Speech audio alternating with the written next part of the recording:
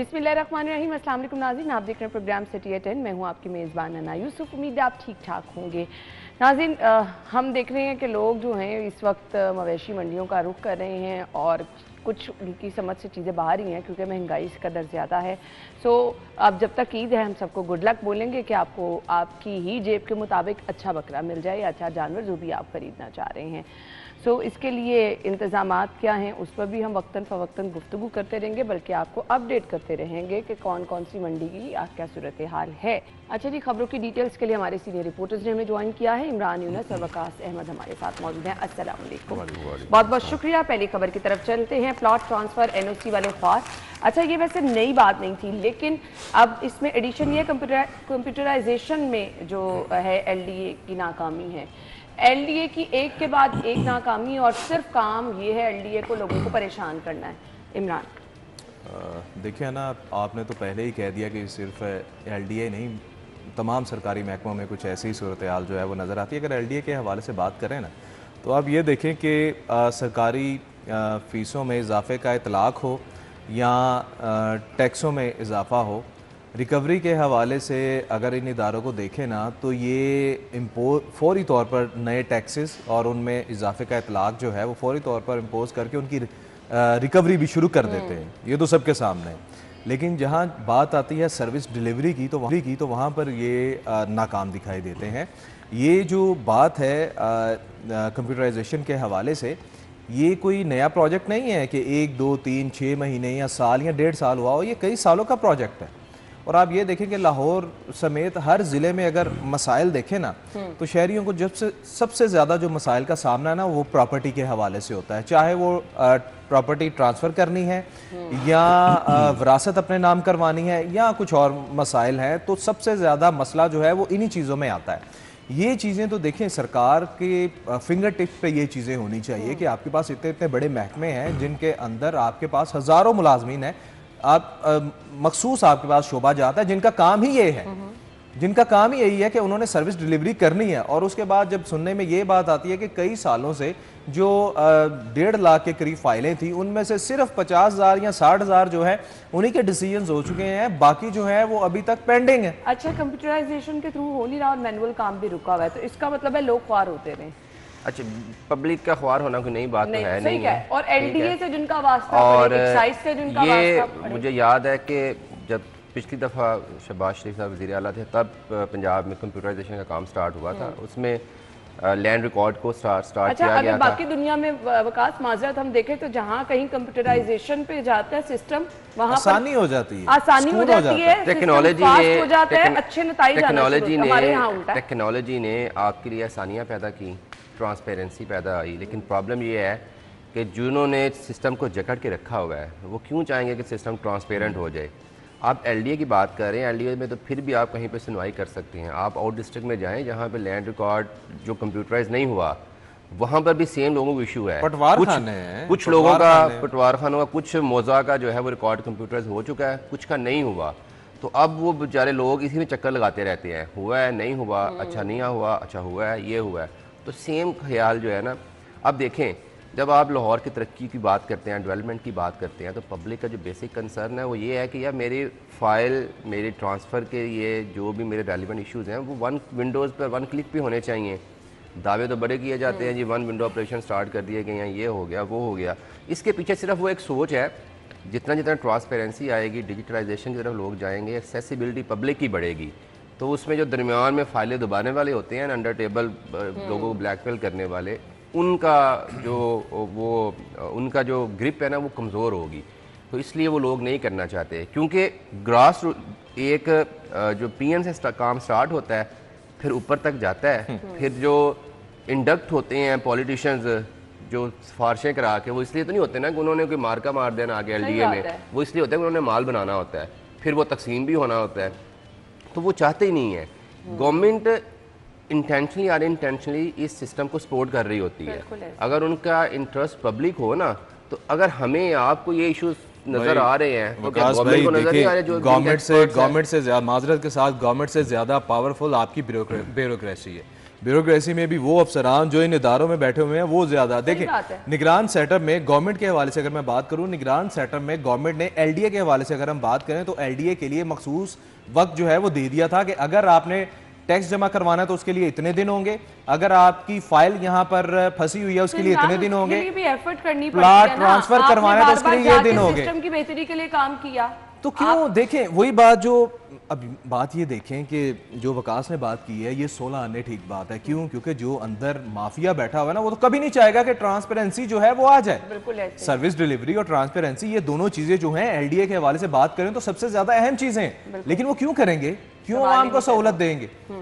माजरत के साथ अंडर द टेबल मनी की जो बात हो रही है, सीटें भी हासिल की जाती हैं, नवाज़शात भी जो हैं वो कराई भी जाती हैं, ली भी जाती हैं और दी भी जाती हैं। इसीलिए दी जाती हैं कि एलडीए के हवाले से अगर बात करें, सब ज़िले इंतजामिया और एलडीए ये दो ऐसे इदारे हैं जो कि सबसे ज्यादा अहम और मौसर हैं।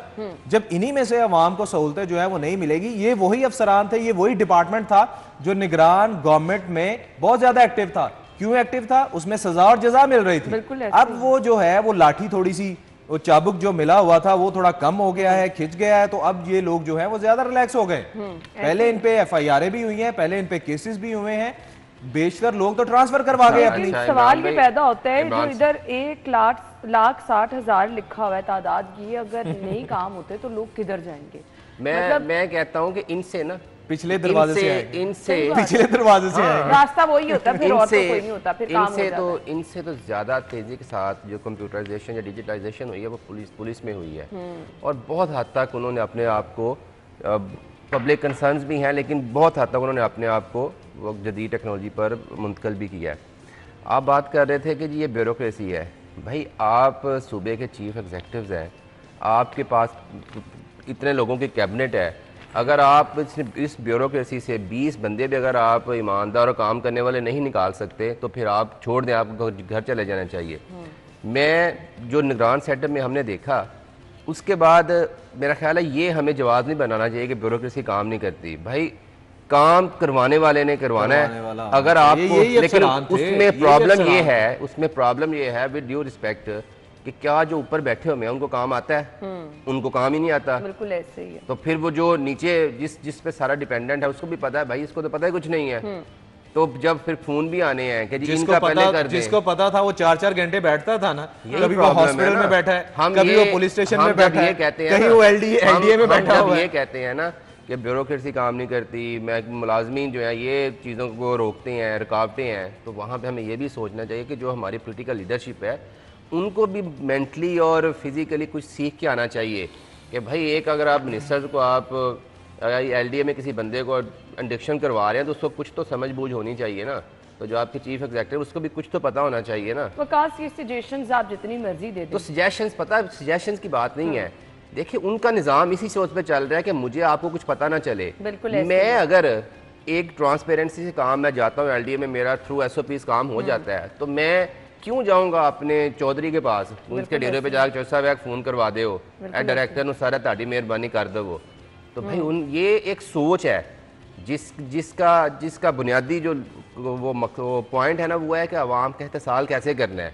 कभी उन्होंने दबा के करना है, कभी उन्होंने प्यार से दबा के करना है, कभी उन्होंने एक्सप्लॉइट करके करना है। आज भी बाहर आज सीएम साहब ने आना है तो आज तो दफ्तर में कुछ नहीं होना, आज डायरेक्टर साहब छुट्टी पे गए हुए हैं, कल डिप्टी डायरेक्टर साहब छुट्टी पे हैं, तो चीज़ें जी नहीं हो रही।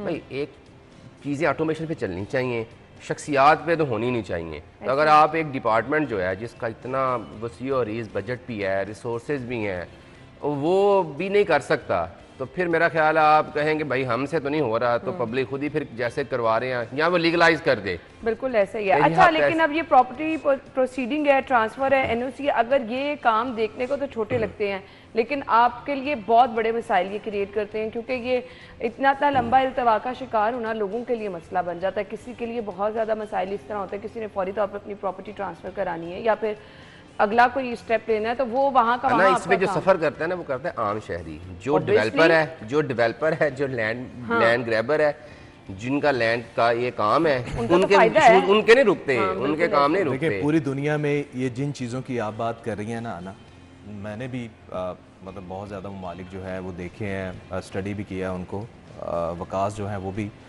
कई कई माह जो है वहाँ रिपोर्टिंग करके आए हैं। बात ये है वहाँ पर होता पता क्या है, वहाँ पर ना ये चीज़ जो है ना ये सबसे ज़्यादा अहम, हाँ, उन लोगों को कहीं जाने की ज़रूरत नहीं होती। आप ऐप के ऑनलाइन एप्स हर चीज़ उन्होंने इसके थ्रू करनी, बिल्कुल इसके थ्रू करनी है। लेकिन बात पता क्या है, हम यहाँ पर बात ये करते हैं कि जी डिवाइडर लगे हैं, लोग जो हैं वो खिलाफ वर्जी कर रहे हैं वन वे की, फिर हम कहते हैं कि लोग फुटपाथ पे गाड़ियाँ चला रहे हैं, बाइक चला रहे हैं, लोग ये ट्रैफिक सिग्नल की खिलाफ वर्जी कर रहे हैं। देखिए हम आवाम को तो ये कहते हैं कि आवाम अपनी जिम्मेदारी जो है वो अदा नहीं करती या अकाउंटेबिलिटी जो है वो आवाम की नहीं होती, लेकिन अवाम पे बात करना तो बहुत आसान है, लेकिन दर हकीकत जो ऊपर बैठे हुए हैं उनकी अकाउंटेबिलिटी जो है वो कौन देखेगा, कौन करेगा? कभी भी नहीं। जब ये लोग जो है वो सीधी राह पे नहीं चलेंगे तो फिर अवाम जो है वो तो कहेगी कि भाई ऊपर वाला सिस्टम ठीक नहीं है, हम क्या करें। बिल्कुल ऐसे ही है। और इसके लिए क्या होता है कि खुद सीएम साहिबा को जाके पल पल इनको देखना भी होगा, क्योंकि एक आधा जो विजिट है हमने निगरान दौर में देखा है यही कुछ होता रहा है। एक दफ़ा नहीं, दो दफ़ा नहीं, बल्कि सरप्राइज विजिट मुख्तलिफ जगहों पर किए गए हैं। अगर अच्छे नतीजे चाहिए हों, अगर आप वाकई आवाम को रिलीफ देना चाहते हैं तो सिर्फ एक आधा विजिट काम नहीं करता, एक आधी मीटिंग काम नहीं करती। विजिट नहीं है, उनका एक गवर्नमेंट का एक पूरा डिपार्टमेंट है जिसने ये क्लिप जो है ना फाइल में लगा के सीएम साहिबा को और मुतल्लिका ऑफिसर को भिजवा दी है। हाँ। तो उन्हें पता नहीं है, मतलब हम कहते हैं चले जी जेल से निकल गया, अब तो रिमाइंडर आ गया है ना। हाँ। अब तो अगली खबर ही आनी चाहिए ना कि ये काम स्टार्ट कर दिया है। उस पे एक्शन होना चाहिए, बिल्कुल एक्शन होना चाहिए। देखिए अब कब एक्शन होता है, कब रिएक्शन होता है, आवाम को कब सहूलत मिलती है। ब्रेक के बाद आएंगे हमारे साथ।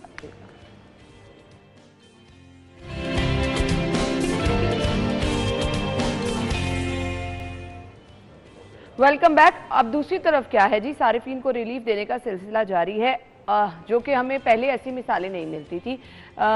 16 अरब 50 करोड़ का रिलीफ दिया गया है। ओवर बिलिंग अब बिल्कुल ख़त्म हो गए, यानी अब आप जितनी बिजली इस्तेमाल करेंगे उतना बिल तो आएगा, सोच समझ के बिजली इस्तेमाल करें, लेकिन वो जो ऊपर आपको ओवर बिलिंग का अजाब भुगतना पड़ता था, कम अज़ कम अब उससे छुटकारा मिल जाएगा। वकास, मैंने ब्रेक से पहले भी हम यही बात कर रहे थे ना कि जो लीड कर रहे हैं ना उसकी डेडिकेशन, उसकी समझबूझ बड़ी मैटर करती है। यही एफआई है, यही ब्यूरोक्रेसी है। इससे पहले भी हमने देखा था, कभी इन्होंने कोई इस तरह का इतना बड़ा ऑपरेशन या इतना बड़ा रिलीफ पब्लिक इंटरेस्ट में नहीं किया था। हाँ, पॉलिटिकल विक्टिमाइजेशन में ये अदारा ज़रूर इस्तेमाल हुआ था। उसी बंदे ने करके दिखाया है। इसका मतलब है कि ये जो आपके पास टूटी फूटी लंगड़ी लुड़ली हुकूमती मशीनरी है, ये पब्लिक को रिलीफ दे सकती है, लेकिन जो उनका हेड है उसकी नीयत, उसका खलूस और उसकी लगन कितनी है, उसमें दिलचस्पी कितनी है। मैं इससे मुतासर हूँ, आप भी इससे मुतासर हैं ओवर बिलिंग से। बिल्कुल हर बंदा मुतासर था, और ये वो डाका था जिसका हमें पता भी नहीं था। बिल्कुल बहुत सारे लोगों को तो पता भी नहीं था ना कि ये क्या हो रहा है। तो अगर एक अदारा पब्लिक इंटरेस्ट में कोई काम करता है और पिछले 2-2, 3-3 महीनों का बिल निकाल के देखें कितना कितना फ़र्क पड़ रहा है और पब्लिक को रिलीफ मिल रहा है, तो क्या एलडीए जिसका जो टास्क है वो इसके मुकाबले में 20% भी नहीं है, वो नहीं कर सकता? वो भी कर सकता है। तो मोहसिन साहब ने उन बतौर सीएम भी उन्होंने जो काम करके दिखाया था, वो जो रवायात और चलती आ रही थी, इस केयर टेकर सीएम को काम देख के मेरी ये सोच बदली कि यार हमेशा हम ब्यूरोक्रेसी को कोसते रहते हैं, हमेशा हम गवर्नमेंट एम्प्लॉयज़ को कोसते रहते हैं कि ये काम नहीं करते, लेकिन उसमें हमें पता ही चला है कि भाई एक चीज़ और मैटर करती है कि जो पॉलिटिकल पोस्टों पे लोग विराजमान हैं या उन सरबराहान हैं, उनके इंटेंशन और उनकी समझबूझ कितना मैटर करती है।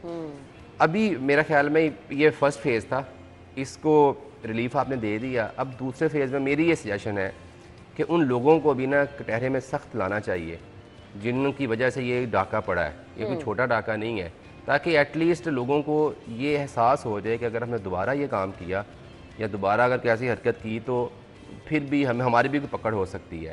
किसी से पैसे छीन के पब्लिक को वापस कर देना बहुत अच्छी बात है, लेकिन मेरा ख्याल जिसने छीना है ना उनको भी एक दफ़ा निशान इज्जत बना दे, एक एग्जाम्पल सेट हो जाए तो बहुत अच्छा हो जाएगा। और मेरा ख्याल है ये मोहसिन साहब ही कर सकते हैं। ना कोई इतना इंटरेस्ट लेता है, ना कोई वो कोई स्टडी करता है। जब लोग खुद पढ़ेंगे, स्टडी करेंगे, पब्लिक इश्यूज़ को फील करेंगे, पेन करेंगे, तो फिर आप रिलीफ भी दे देंगे। और ये उसकी सबसे बड़ी मिसाल है।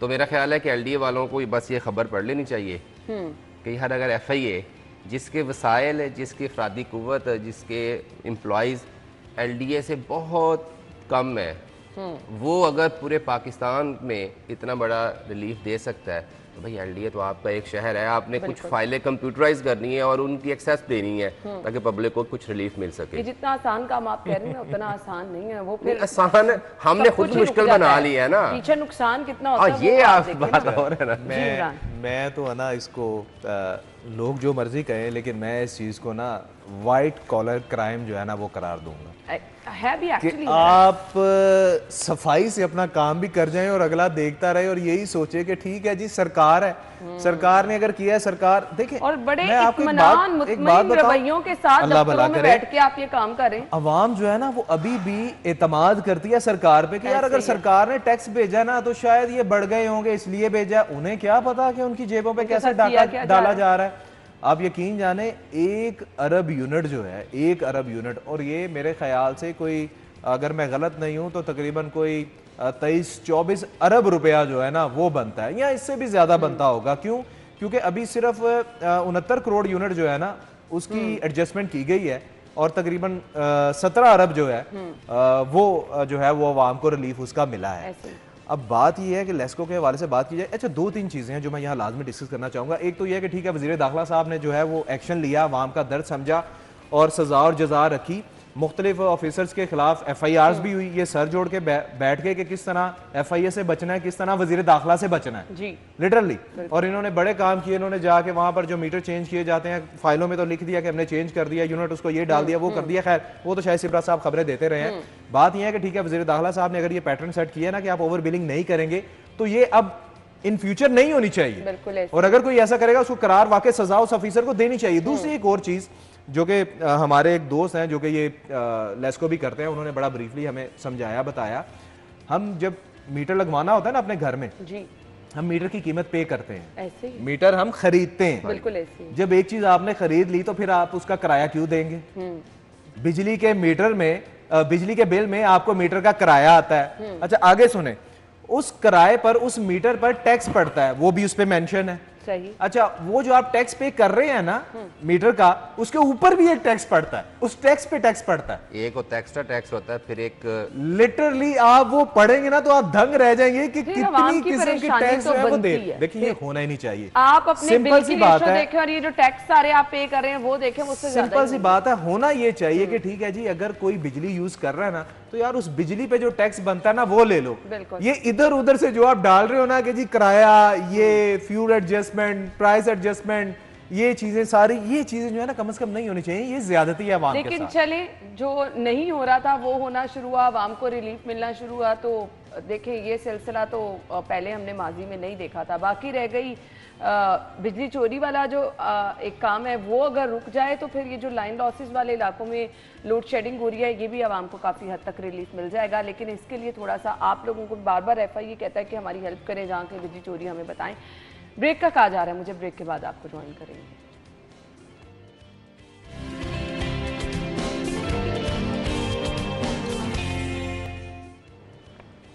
Welcome back once again. और जहाँ कहीं आवाम को सहूलत देने की बात आती है, ख़ास तौर पर हेल्थ डिपार्टमेंट में मेरे ख्याल से यहाँ सबसे ज़्यादा काम होना चाहिए। और आवाम की मुश्किलात, अभी आप किसी भी अस्पताल में चले जाएं, म्यू में, सर्विसेज में, जिना में, जनरल में, यहाँ पर आपको इतना रश सुबह के टाइम मिलेगा।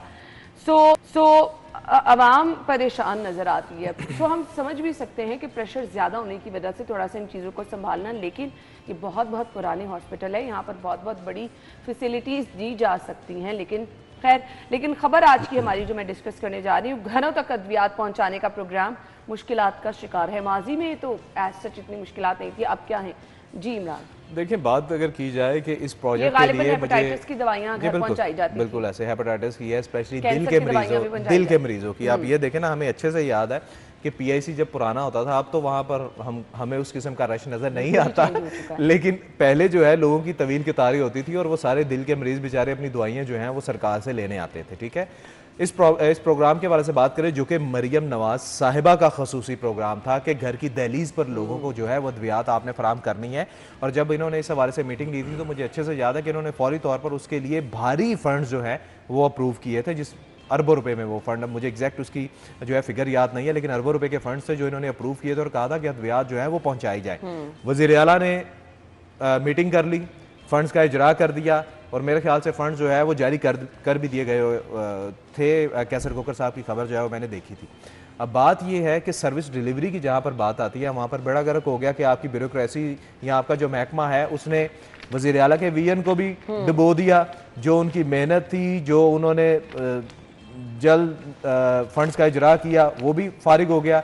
अब बात इस तरह है, जो डिटेल यहाँ पर जाहिद चौधरी साहब ने दी है कि इसमें तमाम तर जो खबर ये है इसके मुताबिक ये तमाम जिम्मेदारी जो है ये सिर्फ महकमा सेहत पे जो है वो जाती है। क्यों?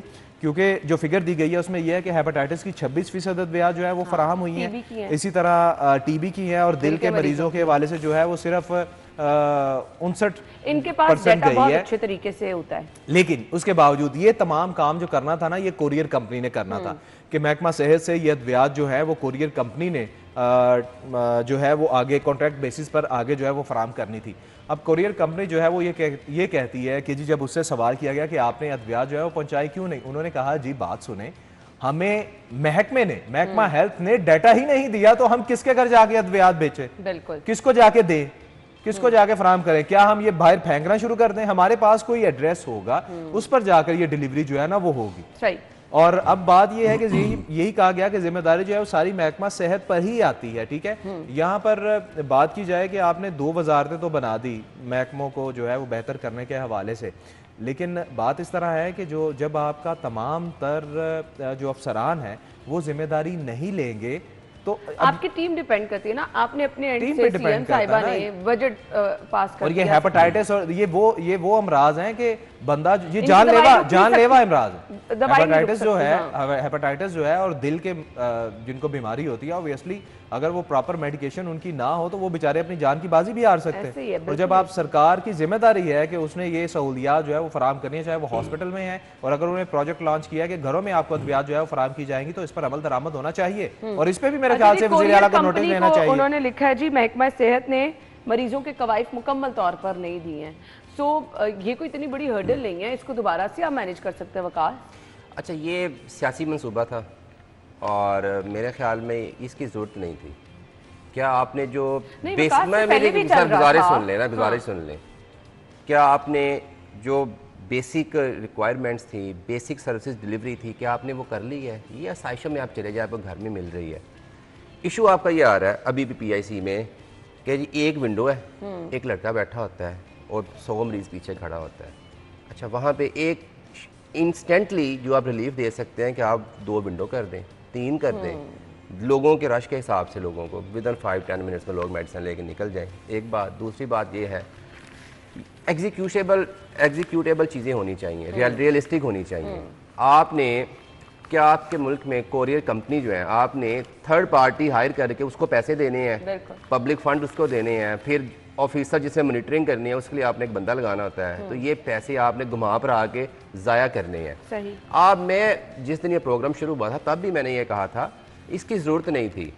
ठीक है, जो मरीज़ है अगर उसको इशू आ रहा है ना कि पीआईसी में, तो उसको आप वहाँ पे जो सर्विस डिलीवरी मेडिसिन डिलीवरी का टाइम है ना वो आप बेहतर तरीके से कोई एक्स्ट्रा रिसोर्सेज नहीं लगाने, 2-3 बंदे कहीं और स्टाफ से निकाल के वहाँ पे लगा दें, लोगों का मसला हल हो जाएगा। फिर दूसरी बात, आप कहते हैं हम दूसरे शहरों में भिजवा रहे हैं। भाई आप इतना बड़ा शहर है ना, आपकी गवर्नमेंट डिपार्टमेंट्स मौजूद हैं, अस्पताल मौजूद है, आप सेंटर बना दें कि दिल की हेपेटाइटिस की जो अद्वियात हैं वही हर इलाके में हेल्थ सेंटर होता है, कोट ख्वाजा सिद्ध हॉस्पिटल हर इलाके में हेल्थ सेंटर होता है, उनको प्रोवाइड कर दें। लेकिन अस्पतालों में भी आपको पता है माजी में मिलती थी, लोग आते थे अपना आईडी कार्ड दिखा के। मैं ये कह रहा हूँ कि जिसका भी ये पीछे इस मंसूबे के पीछे जिसकी भी सोच है ना वो स्वाय पब्लिक सियासी पॉइंट स्कोरिंग का कुछ है ही नहीं है। आप चले कर ले सियासी पॉइंट स्कोरिंग, लेकिन आवाम को तो रिलीफ मिल जाए। ये एग्जीक्यूटेबल है ही नहीं है ना, कैसे आप करेंगे? मुझे बता दें। आपने पहले ही आपके इश्यूज इतने हैं, मैनेजरियल इश्यूज इतने हैं आपने एक थर्ड पार्टी को और ला दिया है। अब एक आप थर्ड पार्टी और हायर करेंगे एवेल्युएशंस के लिए। जिसने दवाई लेनी है अस्पताल में एक स्पेशल काउंटर बनाया वहां पर, और भी इससे भी अब बेहतर ऑप्शन है, आप शहर को डिवाइड कर लें, आप चाहिए कि जो लोग जिन्होंने बेदियाँ और कैंट वाली साइड से आना है उनको PKLI में काउंटर बना दिन मुख्तस कर देंगे, आपको 2 दिन वहाँ से मेडिसिन मिल जाएगी। भाई वो PIC नहीं आएगा। आप एक मेडिसिन उठा के वहाँ ले जाएं।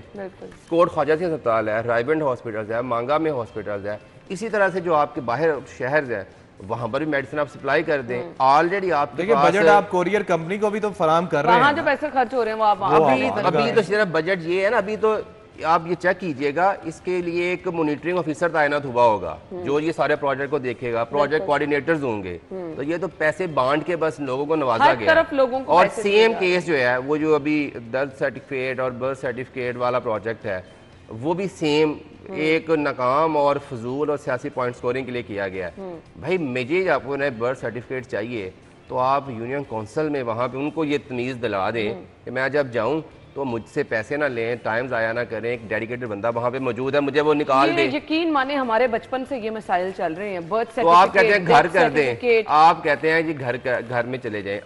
मैं आपको एक मिसाल दूं, पाकिस्तान में जब सेलुलर कंपनीज आई हैं उनसे ज़्यादा लेटेस्ट इक्विपमेंट टेक्नोलॉजी के पास किसी का नहीं था। उन्होंने पिछले 5 साल से अपने जो ऑपरेशंस है वो डिजिटलाइजेशन की तरफ लेके गए हैं। ठीक है, तो अगर मरियम साहिबा ने इतने पैसे इस पे लगाने हैं कि एक बंदा मेरा यूसी से मेरी बर्थ सर्टिफिकेट लेके आएगा और मुझे घर देगा, फिर मैं उसको पानी भी पिलाऊंगा और वह मुझसे कुछ मांगेगा, भाई जितनी दूर से आए हैं ये भी दे दें, तो उससे बेहतर है आप उसको डिजिटलाइज कर दें।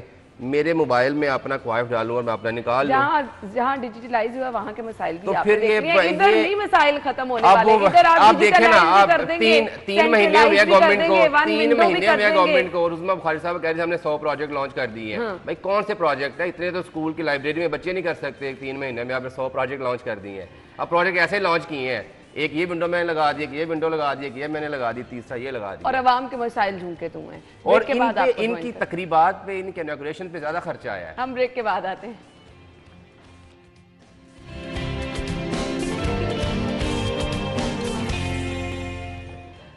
Welcome back once again. बात की जा रही है कि नए माली साल में 6 अरब रुपए अफोर्डेबल हाउसिंग स्कीम को दिए जाएंगे। PTI दौरे हुकूमत का मंसूबा नए माली साल के बजट में शामिल है।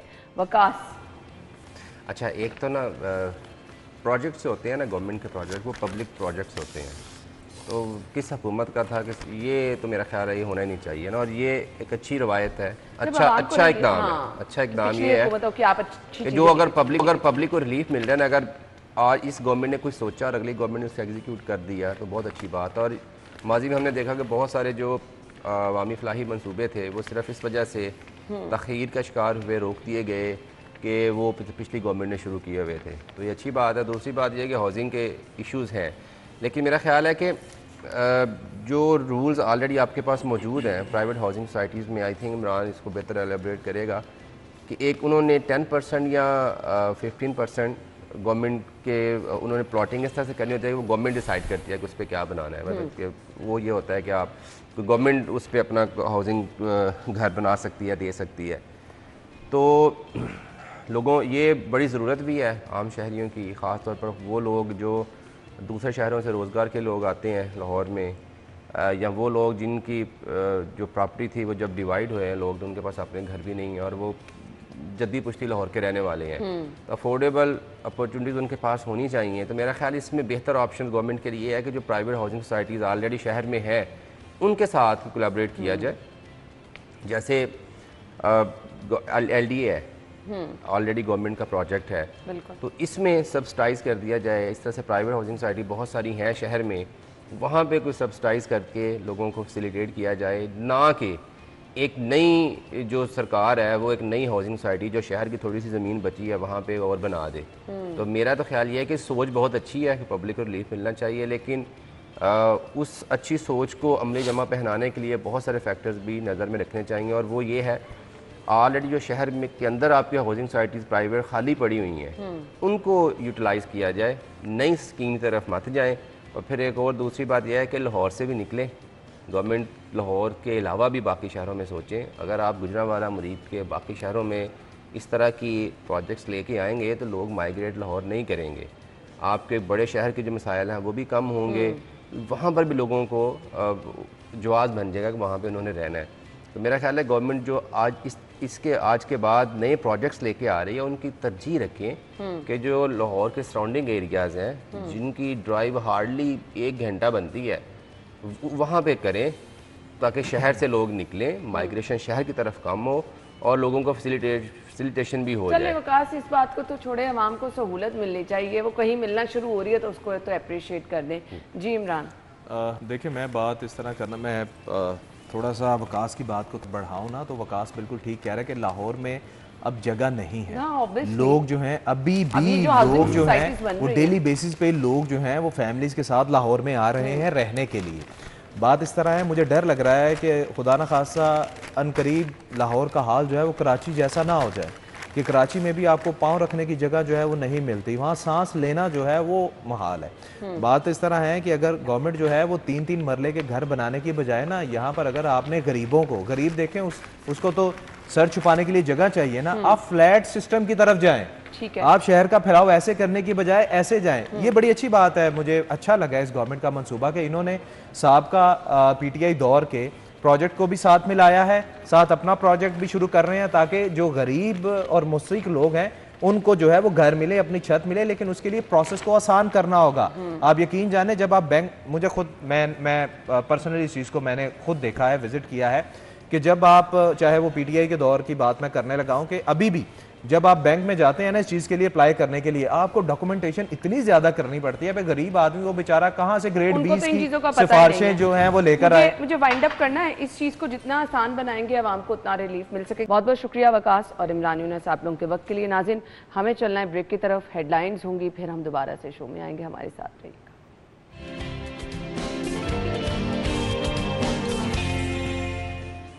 स्टूडियो में आपको खुश आमदीद कहेंगे। 12 एक ही आपसे रिक्वेस्ट की जाती है, हम बार बार आपको कहते हैं अच्छा लाइफस्टाइल अपनाएं, सेहतमंद तर्ज ज़िंदगी अपनाएं अपनी ज़िंदगी में।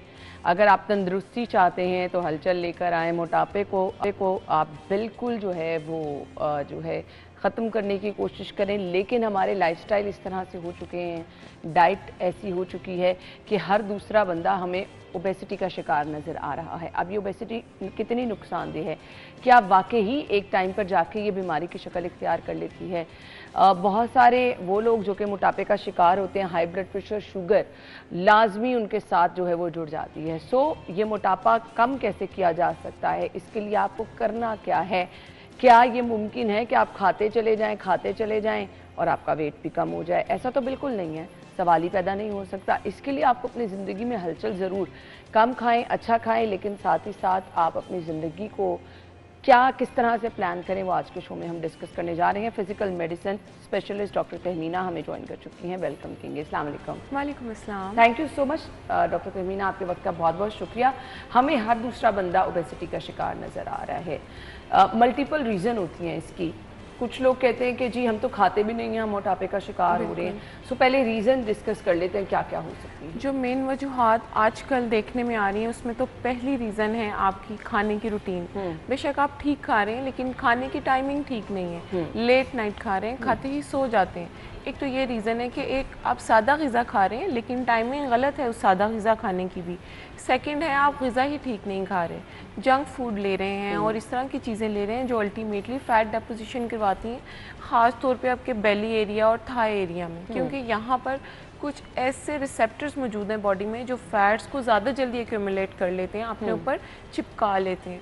तीसरी रीज़न है कुछ हार्मोनल चेंजेस आपकी बॉडी में हो रही हैं, ख़ास तौर में फ़ीमेल्स में देखने में आता है बहुत ज़्यादा कि उनकी कुछ हार्मोन प्रोफाइल इस तरह से डिस्टर्ब हो जाती है कि आहिस्ता आहिस्ता जो इंसुलिन रेजिस्टेंस है वो डेवलप होने लग जाती है, क्योंकि ये बहुत हद तक डिपेंड कर रही होती है हार्मोन्स पे। जब इंसुलिन रेजिस्टेंस आ जाती है तब भी वो मोटापे की तरफ जाती हैं। और आपको पता है आजकल बांझपन और ये सब चीज़ें भी मोटापे से लिंक हैं। अक्सर गायनेकोलॉजिस्ट भी सजेस्ट करते हैं फीमेल्स को कि वेट कम करें, आपके हार्मोन्स नॉर्मल हो, आपकी इंसुलिन रेजिस्टेंस कम हो, तो आप जाके कंसीव करेंगे। तो कुछ वजूहात हैं बेसिक जो देखने में आ रही हैं। ठीक है, अब जो मोटापे का शिकार हैं ऑब्वियसली उनके लिए बहुत सारे मसाइल हैं, हाई ब्लड प्रेशर, शुगर।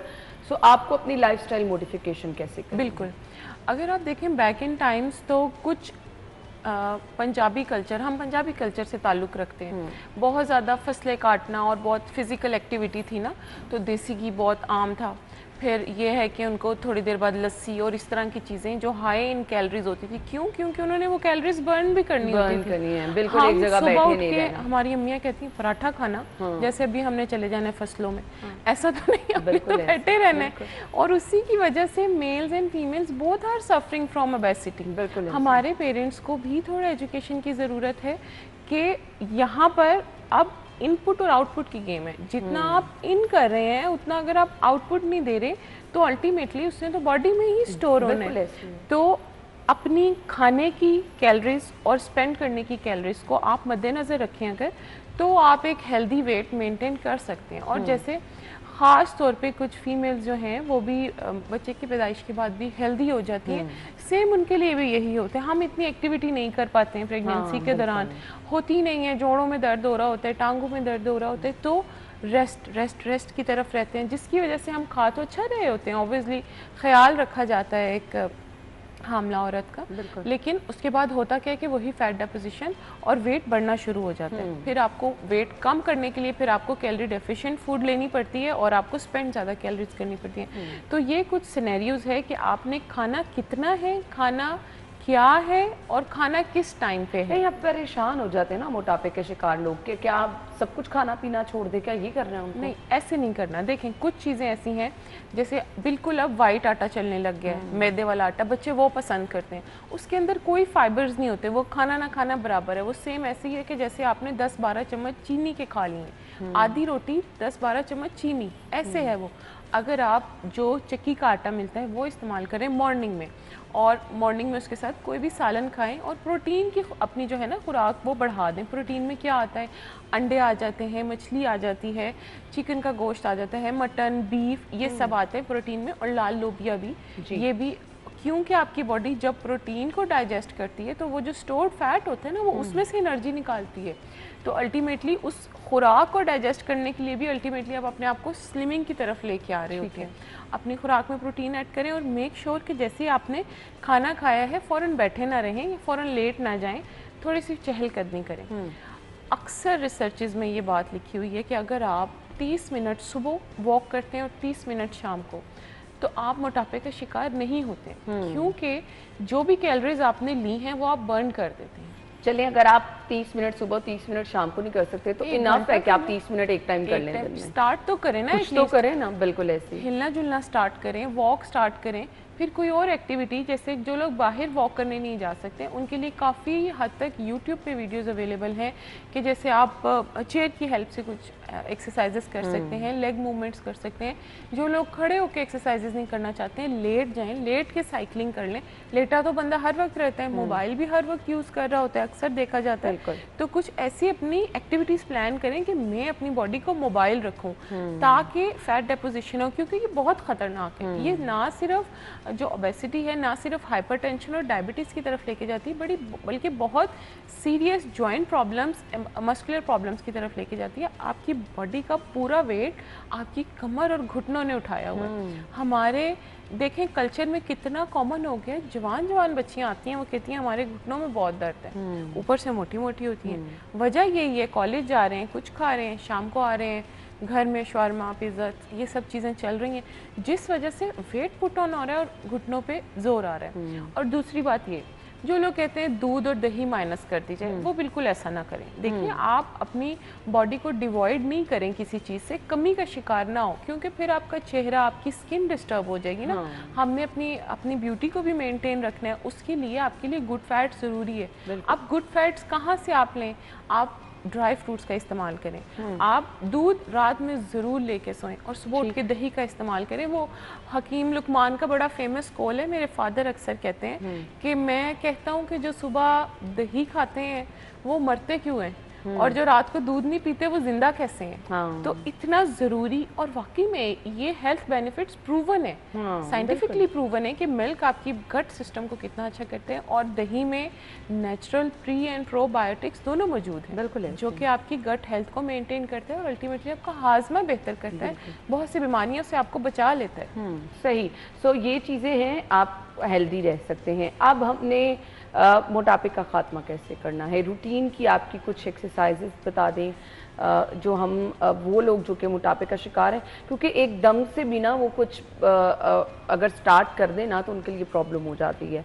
उठना बैठना ही कुछ लोगों के लिए बहुत मुश्किल हो जाता है, तो करना क्या है? कुछ ऐसे पेशेंट्स जो कि ओवरवेट हैं, उनको तो मैं कभी भी सजेस्ट नहीं करती कि आप डायरेक्ट उठो और भागना शुरू कर दो। तो कल को वो मेरे पास आएंगे, भाई हमारे घुटने और कमर बहुत दर्द कर रहे हैं और इंजरी के चांसेस बहुत ज़्यादा होते हैं।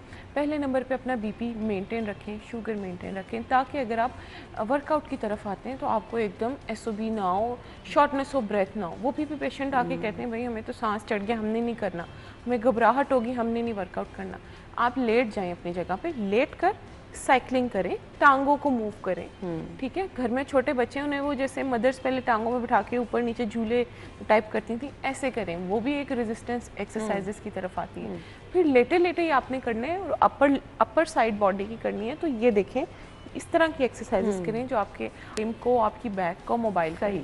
जो पेशेंट लेटने के बजाय बैठ के या खड़े होकर एक्सरसाइजेस कर सकते हैं, ऑप्शन आपके पास है, आउटडोर नहीं जा सकते, वो घर में स्टैटिक एक्सरसाइजेस करें। प्लैंक है उसमें, प्लैंक ये वर्ड मैं 2-3 दफ़ा रिपीट कर देती हूँ, आप यूट्यूब पे इसकी वीडियो सर्च कर सकते हैं। शॉर्ट ड्यूरेशन के प्लैंक से आप स्टार्ट करते हैं, उसमें आपकी पूरी बॉडी के मसल्स इन्वॉल्व होते हैं और एक ना स्पेसिफिक मसल ग्रुप है जिसे कोर मसल्स कहते हैं। ये जो हमारा पेट आगे को निकल जाता है ना, ये हमारे कोर मसल्स की वीक होने की वजह से, क्योंकि वो ग्रिप नहीं कर पा रहे होते कि आपके मसल्स की अलाइनमेंट बैलेंस रखें। जब वो कोर मसल्स और एब्डोमिनल मसल दोनों बैलेंस में आते हैं ना, तो फिर आपका पोस्चर भी बहुत अच्छा रहता है और आपका वो जिसको कहते हैं ना, आपकी तोंद नहीं निकलती है। ठीक है, ये एक मामला हो गया। और जो लोग तो आउटडोर जा सकते हैं उनसे तो मतलब वो तो लकीएस्ट हैं, वो जाएं बाहर, वॉक करें, अपने आप को फिजिकली इंगेज करें किसी ना किसी एक्टिविटी में। यूं ही वॉक करना नहीं पसंद, बैडमिंटन खेल लें, 2-3 दोस्त जाएं, बहुत अच्छी एक्सरसाइज है बैडमिंटन में, आपकी पूरी बॉडी के मसल्स इन्वॉल्व होते हैं, फुटबॉल में इन्वॉल्व होते हैं, आप मेंटली भी एक्टिव रहते हैं, मेंटली बहुत एक्टिव रहते हैं। बॉयज़ खास तौर पे, हर एक लड़के की, लड़की, आजकल तो सारे ऑफिस वर्कर्स हैं, तो रूटीन इस तरह की होगी, शाम को फ्री होते हैं। अब आपने खाना खा लिया, खाने की रूटीन अपनी खास तौर पे ये रखें कि शाम 7-8 बजे के बाद कुछ ना खाएं, क्योंकि जो भी आप उस टाइम पे खाते हैं जब आपका सोने का टाइम है, तो वो फिर आपको प्रॉपर आपकी बॉडी को तवानाई नहीं देता, वो मोटापा करते हैं। और एक और बात, जब हम रात को सोते हैं तो एक ख़ास हार्मोन रिलीज़ होता है जो हमारी बॉडी को स्मार्ट रखने में हेल्प करती है। ठीक है, अब हमारी रात की सोने की रूटीन ही ख़राब हो चुकी है। अब हम 10-11 बजे जो सो जाना चाहिए, अल्लाह ताला ने रात सोने के लिए इसीलिए बनाई है। एक ख़ास किस्म के बॉडी में हार्मोन्स रिलीज होते हैं जो आपकी बॉडी के मेलाटोनिन को जाके अफेक्ट करते हैं, और वो बहुत ज़्यादा ही इम्पॉर्टेंट है। हमारी सोने की रूटीन ही 2-3 बजे है। अब जब हमने वो पीक टाइम ही गुजार दिया जो हमारे लिए बेनिफिशियल था, उसके बाद तो फिर सोने का फ़ायदा ही कोई नहीं। बिल्कुल ठीक है, सोने की रूटीन बेहतर करें, खाने पीने की रूटीन बेहतर करें, खाने पीने की टाइप ऑफ फूड क्या आप ले रहे हैं वो बेहतर करें। बच्चों को अपनी आदत ना डालें रोज़ाना पिज़्ज़ा खा रहे हैं, रोज़ाना बर्गर शावरमा खा रहे हैं, वो बड़े होके बहुत ज़्यादा सफ़र करें। बिल्कुल। अब हमारे पोस्चर भी क्या मैटर करते हैं कि अगर हमारा पोस्चर ख़राब है तो इससे क्या होगा जी, हमारा पेट बाहर निकल सकता है। आप बहुत सारे लोग कहते हैं थाई का मसला है, तो हम शायद पोस्चर हमारा बैठने का इस तरह का होता है, या मुसलसल वेट ज़्यादा इसलिए बिल्कुल कुछ लोग होते हैं उनकी ना आदत होती है, तो वो ऐसे करके या तो बैठते हैं या ऐसे ही करके खड़े होते हैं, थोड़ा सा पेट आगे निकाल के, उसको हम ना लोअर बैक सिंड्रोम भी कह देते हैं अक्सर। अगर ऐसी स्टेजेस पे चला जाए कि वो मस्कुलर और बोनी इन्वॉल्वमेंट हो जाए, तो अपने आप को एक तो इरेक्ट रखें। जितना आप पेट के मसल्स को ढीला छोड़ देंगे, वो तो कहते हैं ढील दो तो ढील ही आ जाती है, उससे यही मामला है। पेट के मसल्स जितना ढीले रहेंगे वो उतना ही अपनी जो कुव्वत है उसको छोड़ते जाएंगे। जब वो कुव्वत छोड़ते जाएंगे तो बाकी तो विज़रास पेट में पड़े हैं। विज़रा से मुराद है आपका मैदा, जिगर, गुर्दे और पेरिटोनियल फैट, उनको जगह मिलती जाएगी, वो अपना फैलावा बढ़ाते जाएंगे। वो जो एक अल्लाह ताला की तरफ से बाउंड्री है ना मसल की, वो जब खुल गई तो समझेंगे वो आगे आगे मामला, और फिर वही चीज़ें हर्निया की तरफ चली जाती हैं। आपने देखे, नोटिस किया है कि आजकल हर दूसरे बंदे को पित्ते का मसला है, हर दूसरे बंदे को हर्निया का मसला है। वो क्यों है? वो यही वजह है कि बॉडी में इतने फैट्स होते हैं, पित्ते को समझ नहीं आता भाई मैं कहाँ से इसको वो करूँ। आहिस्ता आहिस्ता डिपोजिशन पित्ते में भी स्टार्ट हो जाती है। फिर हर्निया, वही मसल जब हमारे इतने वीक हो गए कि जो विजरास थे वो बाहर को आने लगे थे, क्योंकि ये सामने ना ऐसे 2 लेयर्स हैं, ऐसे मसल सीधे हमारे यहाँ लगे। अब वो जब ऐसे थोड़े से सेपरेट होते हैं, विजरास और पेरिटोनियल कैविटी की जो भी चीज़ें हैं वो बाहर आने लग जाती हैं, हर्निया और फिर सर्जरीज और बाकी मामला। तो बहुत सारी कॉम्प्लिकेशंस हैं, इनको अब हम अभी से अभी हम ना अपनी बच्चियों को, बच्चों को, अब लड़कों में देखें कितने मसाइल आ रहे हैं। इनफर्टिलिटी अब सिर्फ औरत की वजह से नहीं, आदमियों की वजह से भी 50-50 में पहुँच के ये रेशो अब। सही। तो वजह क्या है? हमारी खुराक, हमारी ईटिंग हैबिट्स और हमारी वर्कआउट रूटीन। बिल्कुल, अपने पोस्चर्स पे भी नज़र रखें, आप सो कैसे रहे हैं इस चीज़ को भी देखें। अगर आप मोटापे का शिकार हैं तो आपको क्या करना है वो भी हमने डिस्कस कर लिया। मैसेज देना चाहेंगे कुछ देखने वालों को? यही मैसेज देना चाहूँगी कि जो लोग डाइट फॉलो कर रहे हैं, घर वाले और मुआशरे वाले उनको क्रिटिसाइज़ ना करें, भाई तुम तो डाइट करो, उनको मोटिवेट करें ताकि वो एक अच्छी हेल्थी लाइफस्टाइल की तरफ आ जाएं। पता नहीं उन्होंने दिल पे कितना पत्थर रख के अपने जिप किया है मुंह को, तो प्रमोट करें डाइटिंग को। और dieting is the, you can say, right eating habit. हाँ, और बस कुछ आप नहीं अच्छा है। लाइफस्टाइल अपना लें, बिल्कुल। कम खाएं, अच्छा खाएं, पोषण में खाएं, तो आप तंदुरुस्त भी रहेंगे और मोटापे का शिकार भी नहीं होंगे। थैंक यू बिल्कुल। So much, welcome. बहुत बहुत शुक्रिया। इसके साथ ही हमें इजाज़त दीजिए, अल्लाह हाफिज़।